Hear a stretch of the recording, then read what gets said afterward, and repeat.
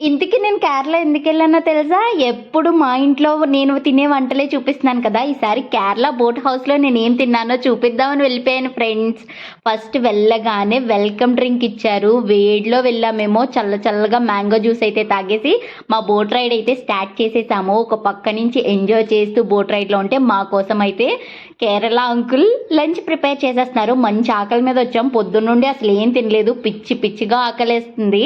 నేచర్‌ని అలా ఎంజాయ్ చేస్తూ ఉండేసరికి ఆయన లంచ్ ప్రిపేర్ చేసేసి పెట్టేశారు. ఏమేమి చేశారో తెలుసా? రైస్, ఇది బాస్మతి రైస్‌లా ఉంది కానీ కాదు. సో కేరళ స్పెషల్ రైస్ అంట. అండ్ సలాడ్, పెరుగు, క్యాబేజ్ ఫ్రై, ఆలు అండ్ బీన్స్ ఫ్రై, సాంబార్, దాంతోపాటు కేరళ స్పెషల్ ఫిష్ ఫ్రై. ఇవే మా లంచ్లో పెట్టిన ఐటమ్స్.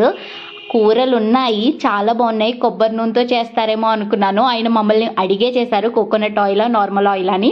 నార్మల్ ఆయిల్ అన్నం అన్నీ వేసుకుని అయితే కుమ్మేశాం.